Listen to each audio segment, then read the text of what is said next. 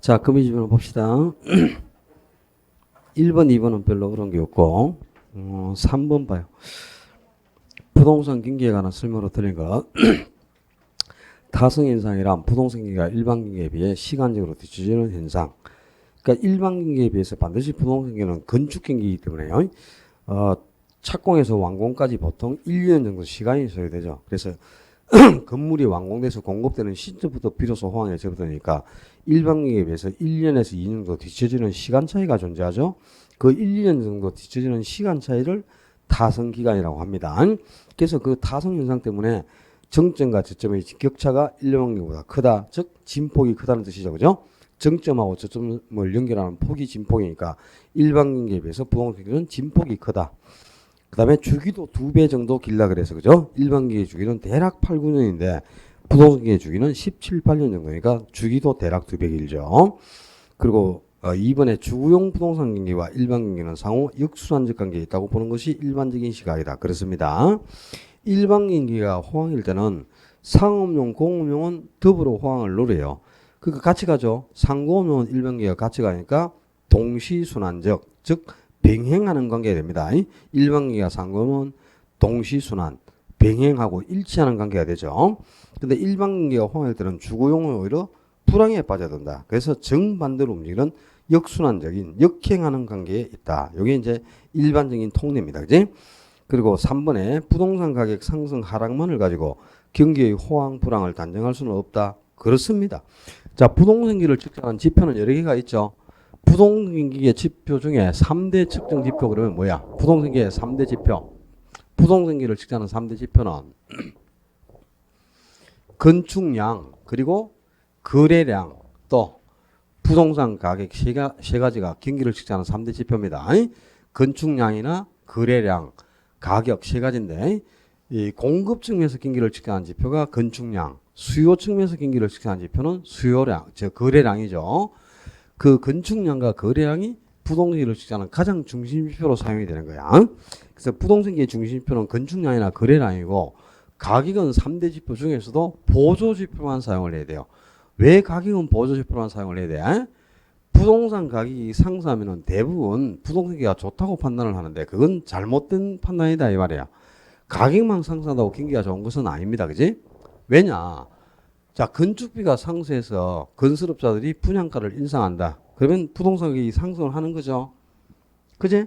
근데 건축비가 상승해서 분양가를 인상해가지고 부동산 가격이 상승했는데 그때를 경기가 좋다고 판단하는 건 잘못된 거죠. 그러니까 가격만 상승한다고 경기가 좋은 것은 아니니까 가격은 중심지표는 들 수가 없고 보조지표만 사용을 하는 겁니다. 그래서 부동산 가격이 상승한다고 경기가 꼭 좋다 이렇게 단정하는 것은 잘못된 거다 이 말입니다. 그래서 3번은 옳은 지문이죠. 이거는 틀린 게 아니고. 그리고 네 번째 부동산기 측정 지표 중 건축 허가량이 선행지표. 이게 이제 미래의 경기를 측정하는 선행지표죠. 그리고 착공량이 현재의 경기를 측정하는 동행지표고 완공량이 이 과거의 경기를 측정하는 후행지표로 사용됩니다. 그래서 이 건축 동향을 가지고 경기를 측정하니까 건축량이 부동산 경기를 측정하는 지표 중에 가장 중심이 되는 중심지표로 사용이 되죠. 자, 미래의 경기를 측정하는 선행지표가 허가량, 그리고 현재의 경기를 측정하는 동행지표는 착공량, 과거의 경기를 측정하는 후행지표가 완공량이다. 이거 기억하셔야 돼. 허가 받고 착공 들어가서 완공돼 나오는 거 아닙니까? 그 순서대로 그대로 기억하시면 되겠죠. 그리고 5번에 특정 지역의 주거용 보성기가 호황일 경우 상공용 보성기도 호황일 가능성이 높다? 아니지. 왜 그러냐? 자, 일반 경기와 상업용, 공업용은 어떤 관계라 그랬어? 일반 경기와 상공용은 병행한다니까. 동시순환한다. 즉 같이 간단 말이야. 병행. 그러니까 일반 경기가 호황이에요. 호황. 그럼 상공용도 더불어 호황을 누려. 그러니까 같이 가죠. 근데 일반 경기가 호황일 때는 주거용은 오히려 불황에 빠져들어. 불황에 침체 국면으로 빠져들고 맙니다. 그래서 일반 경기가 호황이면 주거용은 불황에 빠졌으니까 정반대로 움직이겠죠. 그로 역순환, 역행하는 관계가 된다. 정반대로 움직이는 역행하는 관계가 되죠. 주거용과 일반 경기는. 그럼 주거용이 또 불황 상태면 상공용은 지금 호황 상태에 있잖아. 그죠? 그럼 주거용과 상공용도 정반대로 움직이고 있죠. 그거는 역행한다. 역순환적인 관계다 그래야 돼. 병행하는 게 아니고. 그러니까 주거용 부동산기가 호황이라면 상업용 공업용은 불황일 가능성이 높고 만약에 상공업용이 호황이라면 주거용이 불황이 될 가능성이 높아지겠죠. 정반대로 문제는 관계가 되니까. 그러니까 5번이 틀려 있고요. 그다음에 4번 문제에서 이제 부동산 경기는 회복, 상향, 후퇴, 하향이라는 4개의 국면이 지속되는 경기가 있죠. 그게 순환적 변동이죠. 순환적 경기. 그리고 이제 이 순환 국면 외에 비주기로 나타나는 비순환적 경기가 계절적 변동, 그리고 추세적 변동, 무작위적 변동하는 게 있어요. 이걸 이제 구분하는 게 아주 중요한 포인트입니다. 또 그 1번에 지금 순환 변동에 해당하는 사례는 그래서 순환 변동. 그러니까 이 순환 변동은 이제 경기가 이렇게 상승, 하강을 반복한다는 거죠. 이렇게 회복, 상향, 후퇴, 하향. 이게 계속 반복되면서 경기가 상승, 하강, 상승, 하강을 반복하는 게 순환적 변동입니다. 그걸 뜻하는데 1번에 가격 거품으로 건축 허가량이 급격히 증가했다. 이거는 이제 외부적인 요인에 따라서 경기가 변화된 거죠. 그리고 2번도 마찬가지로 정부의 규제 완화로 허가량이 증가하는 거. 이것도 이제 외부 요인으로 경기가 변화된 거예요. 이런 것들을 무작위적 변동이라는 거죠. 1번하고 2번은 무작위적 변동 또는 다른 말로 불규칙 변동이라고도 하고 또는 우발적 변동이라고도 하면 이 동의어를 다 아셔야 된다. 이렇게 전쟁이라든가 홍수, 지진, 정부의 정책과 같은 외부 요인으로 경기가 변화되는 걸 무작위적 변동 또는 불규칙 변동 또는 우발적 변동이라고 합니다. 그지? 그리고 3번에 매년 3, 4월과 9, 10월에 주택 수요량이 증가하는 현상이 반복적으로 나타난다. 이거는 이제 1년 중 봄, 가을, 이사철에만 주택 경기가 반짝하면서 호황을 누리죠. 1년을 단위해서 주기적으로 반복되는 것을 계절적 변동을 한다. 그지? 바로 이 3번 지문에 있는 봄, 가을의 이사철 경기라든가 또는 대학 앞에 하숙집이나 원룸 경기 이런 게 대표적으로 1년을 단위로 주기적으로 나타나는 계절적 변동에 해당합니다. 그리고 4번에 경제 성장으로 건축 허가량이 지속적으로 감소하였다 그랬는데 이거는 이제 경제 성장은 장기적으로 나타나는 현상이죠. 그래서 이런 것을 장기 변동 또는 추세 변동이라고 합니다. 장기적 변동 또는 추세 변동이라고 하는 거고 5번에 건축 허가량의 전년 동기 대비 증가율이 지난 6월을 정점으로 하여 회복기로 접어들었다. 그러니까 이제 경기가 이제 회복기로 접어들었다. 그동안에는 이제 그 건축 허가 대비 전년 대비 증가율이 그죠? 하향 국면에서는 거의 없다가 이제 회복 국면으로 딱 접어들면서 허가량이 점점 증가해가면서 경기가 이제 회복 추세를 보이는 거죠. 그러면 경기가 하강하다가 회복 추세를 보인다. 이게 바로 순환적 변동이죠. 경기가 하강 상승, 하강 상승을 반복하고 있다는 뜻이니까 이런 게 순환적 변동이 되겠습니다. 그래서 답은 5번이 되겠고요. 그 사례를 가지고 그 불규칙 변동, 그 다음에 계절적 변동, 추세 변동 요 사례를 구분할 줄 아셔야 돼. 5번, 6번, 7번 다 중복적인 문제들이에요. 8번 한 개 보죠. 부동산 경기 순환 국면에 관한 설명으로 틀린 거. 하향 국면의 장기화는 공실률 증가로 인한 임대 수익의 감소를 유발하여 부동산 소유로 인한 부담을 가중시킬 수 있다. 그렇습니다. 그러니까 이제 하향 국면이 장기화돼가지고 경기가 계속 침체 국면으로 빠져들으면 진짜 공실이 늘어나면서 그죠? 수익이 감소하고 그 다음에 부동산을 소유하는 것 자체가 부담스러운 국면이 바로 하향 국면 아닙니까? 팔려고 내놔도 안 팔려. 거래는 안 되고 가격은 계속 떨어져. 그러니까 부동산을 보유한다는 것 자체가 매우 부담스러운 국면이 바로 하향 국면입니다. 그리고 두 번째, 부동산 경기는 상향, 하향, 후퇴, 회복 국면이 순차적으로 반복되고 상향 다음이 뭐고? 상향 국면 다음에 오는 거는 후퇴 국면이라 그 하향이 바로 오는 게 아니고 반드시 후퇴 국면 다음에 하향 오는 겁니다. 이 순서가 바뀌면 안 돼요. 회복, 상향, 후퇴, 하향 그리고 또 회복, 상향, 후퇴, 하향이라 순서가 절대 바뀌는 건 아니죠. 그러니까 그 상향 다음에는 후퇴가 와야 되고 후퇴 다음에 하향이 가야 되겠죠. 그리고 이제 회복 이게 순차적으로 순환한 겁니다. 그리고 이 순환 국면 사이에 안정 국면이 존재한다 그랬는데 이 안정 국면은 이 순환 국면으로 분류된 게 아니라 순환 국면으로 분류된 게 아니고 이 네 개의 국면 중 어디에도 다 해당할 수 있는 겁니다. 그러니까 이게 순환 국면은 네 개밖에 없고요. 이 순환 국면 상에 존재하는 게 아니고 순환 국면하고 별개로 그냥 부동산 경기만 존재하는 건데 경기의 흐름을 타지 않고 경기가 그러니까 상향 국면이든 하향 국면이든 뭐 회복 국면이든 간에 그죠? 거래가 꾸준하게 이루어지면서 가격의 변화가 거의 없는 부동산이 있죠. 그러니까 부동산의 종류나 위치, 용도를 가지고 만들어낸 시장이에요. 안정시장은 순환국면으로 분류된 시장이 아니고, 그러니까 이제 도심지에 있는 아주 작은 점포라든가 위치가 좋은 데 있는 역세권 중심으로 형성된 조그마한 주택들은 거래가 꾸준하게 이루어지면서 가격의 변화가 거의 생기지 않죠. 그런 유형의 부동산을 가지고 만든 게 안정국면입니다. 그래서 안정국면은 순환국면 상회에 존재하는 국면이 아니에요.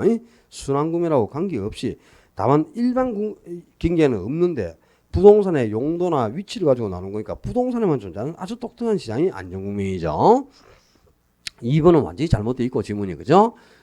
그 다음에 3번에 상향국면과 하향국면에서는 거래 당사자 중 어느 일방에게 유리한 시장이 형성되죠.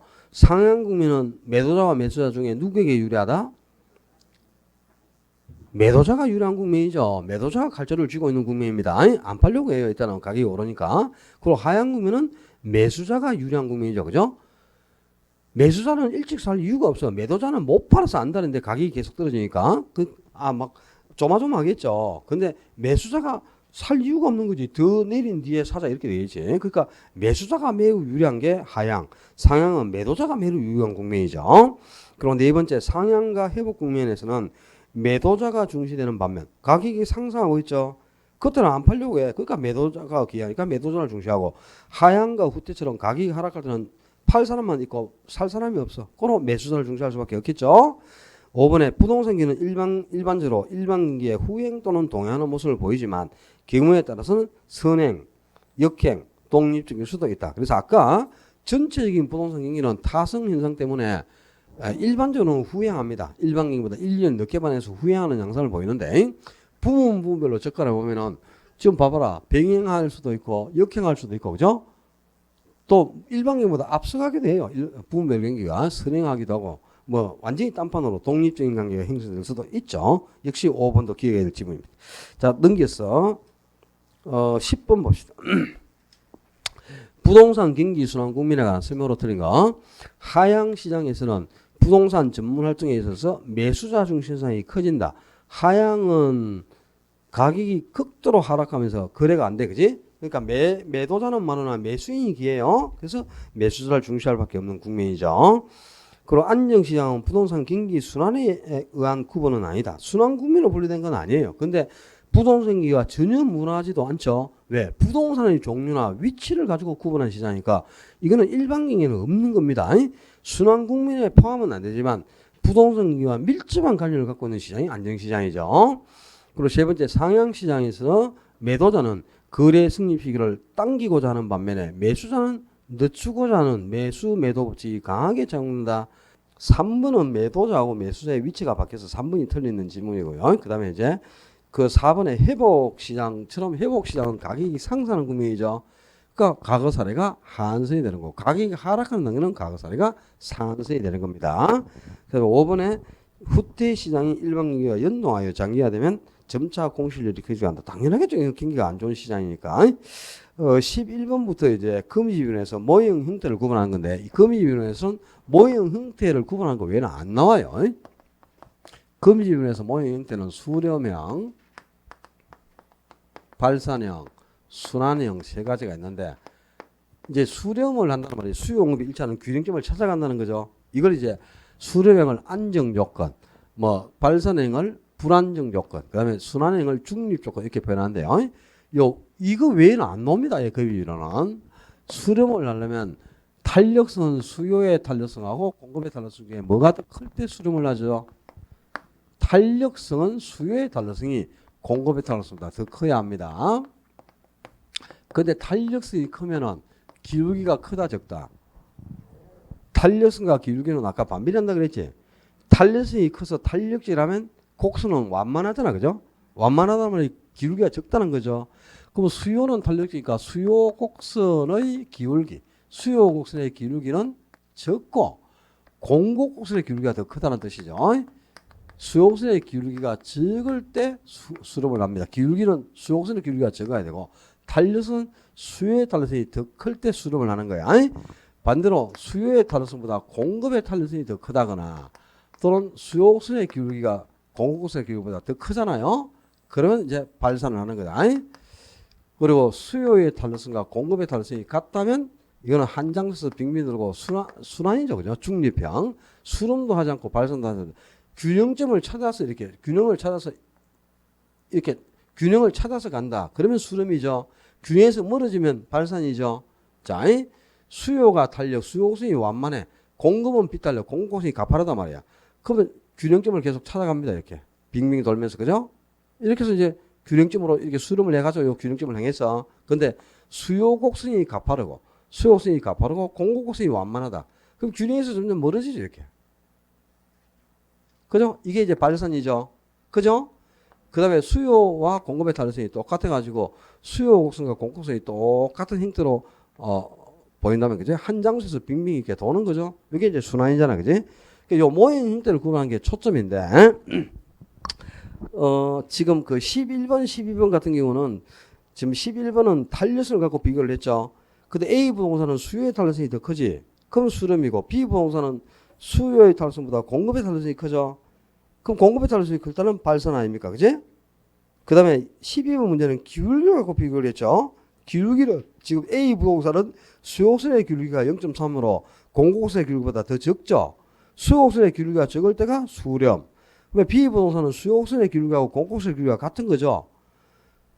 0.5, 0.5로 똑같잖아. 수요는 항상 탄력성을 계산할 때 절대값으로 계산하니까 앞에 음수가 붙어 있어도 마이너스가 붙어 있어도 양수하고 똑같이 취급되는 겁니다. 수요의 탄력성 계산만 절대값으로 계산하니까, 그지? 마이너스가 있어도 양수하고 똑같은 거야. 그럼 이거는 기울기가 똑같으니까 이거는 순환형이 되겠죠, 그죠? 그 다음에 뒤로 가서 이제 작년에 나온 문제 13번 금이윤에 관한 설명으로 가로에 들어갈 모의 형태인데, 기억은 보면은 수요의 가격 탄력성의 절대값이 공급의 탄력성의 절대값보다 크다. 지금 이거는 탄력성을 갖고 비교를 해줘. 기억은. 그럼 탄력성은 수요의 탄력성이 크면은 수렴하는 거잖아, 그죠? 근데 이연은 탄력성이 아니고 기울기를 갖고 비교를 해서 기울기 갖고 비교하는 건데, 수요 곡선의 기울기가 공급 곡선의 기울기보다 크다 그랬어. 그럼 이거는 발산이죠. 기울기는 수요 곡선의 기울기가 적어야만 수렴이고 반대가 되면 발산 아닙니까, 그지? 어이? 그럼 이제 14번부터가 요 아까 우리 기울기를 가지고 구분을 할 때 기울기는 어떻게 계산한다 그랬지? P분의 Q. P 앞에 있는 숫자가 분모에 가고 Q 앞에 있는 숫자가 분자에 가면 그게 바로 곡선의 기울기라고 했죠. 이 각각 대입하면 P 앞에 있는 숫자, Q 앞에 있는 숫자를 따서 대입하면 그게 바로 곡선의 기울기입니다.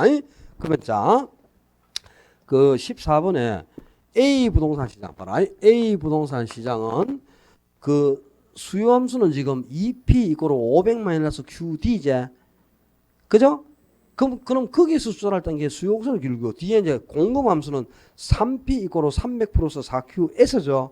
QS가 공급량이고 QD가 수요량이죠.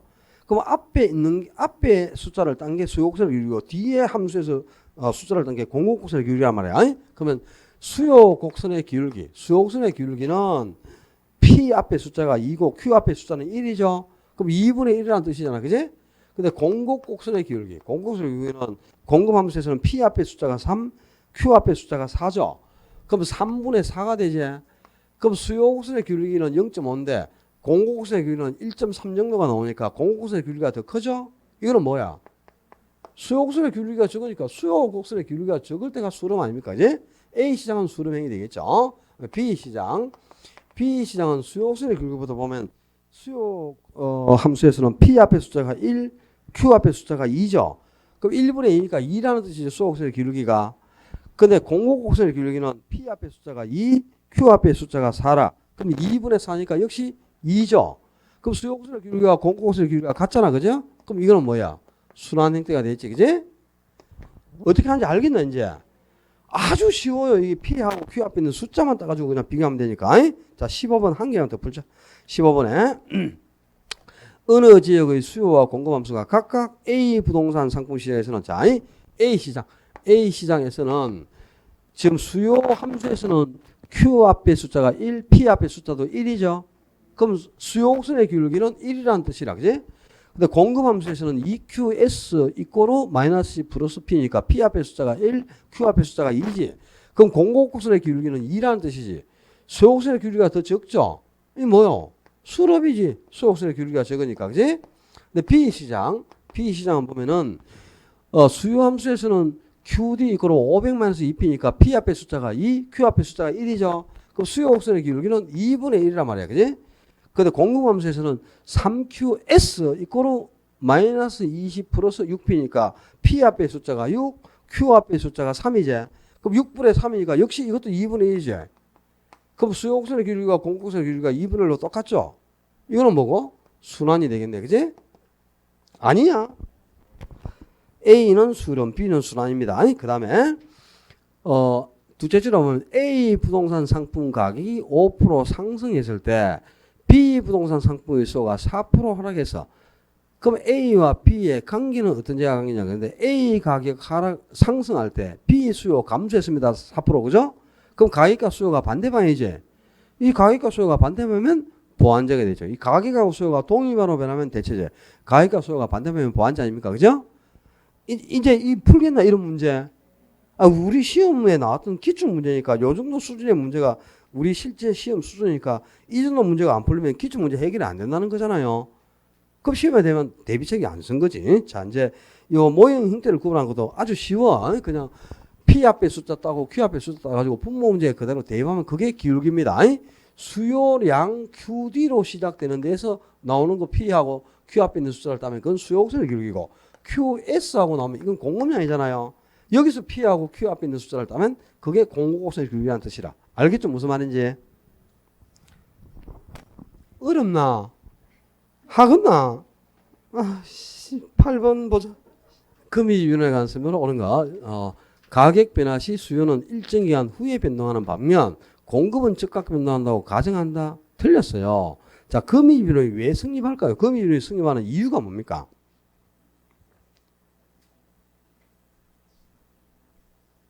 금이윤회는 생산기간이 장기간 소요되기 때문에 공급을 즉각적으로 할 수 없는 상품에만 적용이 되는 거야.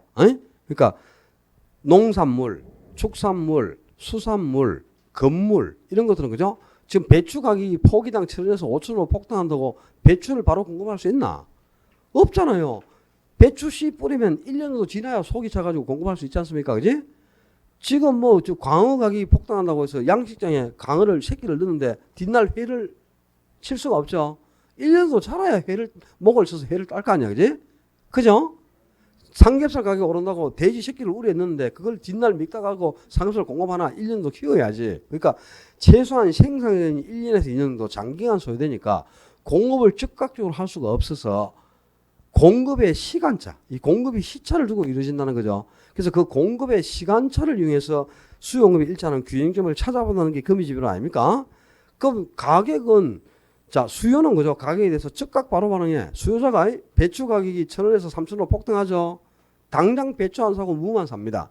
그럼 수요는 현재 가격에 따라서 현재 수요량이 즉각 결정되니까 수요는 현재 가격에 따라 바로 반응한단 말이야. 즉각적으로. 근데 공급자는 자, 배추 가격이 1,000원에서 3,000원으로 폭등하면 배추 생산 착수하겠죠.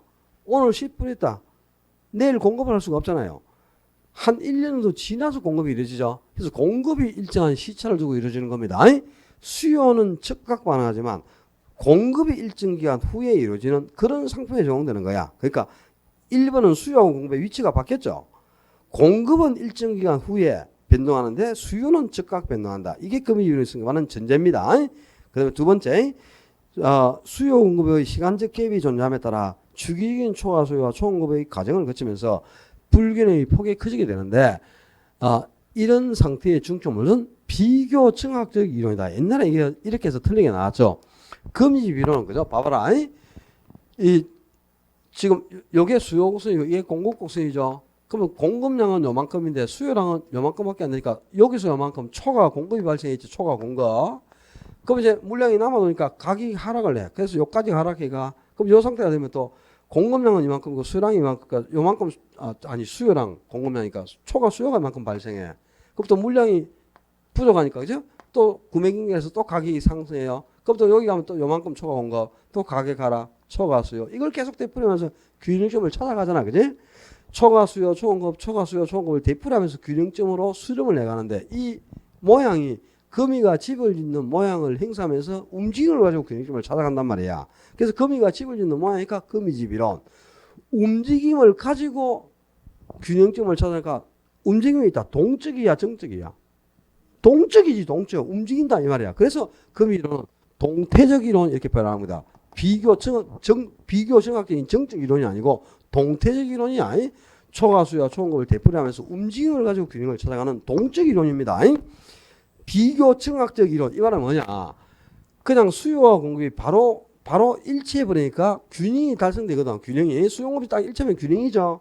이 상태에는 움직임이 없죠. 이 이후에는. 그럼 금이 이론은 수요와 공급이 바로 달성돼 가지고 균형이 바로 달성되는 뜻이고 그러면 이동이 없다 그런 뜻이라 비교경학적으로 말하는 그게 아니잖아 지금 초과 수요 초급을 되풀이하면서 움직임을 가지고 균형을 찾아가죠. 그러니까 정적이 아니고 동적 이론입니다. 아니 동태적 이론이다 그래야 돼. 에치켈이 전개한 동태적 이론이 금이 이론이죠. 그리고 세 번째 부동산 시장은 공급의 비탄력성으로 인해 가격의 상승과 하락을 반복하는 경향을 보인다. 그렇습니다. 그러니까 부동산 시장에서도 금이 이론이 적용이 됩니다. 어디에서? 건물에서. 그래? 건물도 생산량이 장기간 소요되지. 그러니까 수요가 증가해도 공급을 즉각 수가 없죠.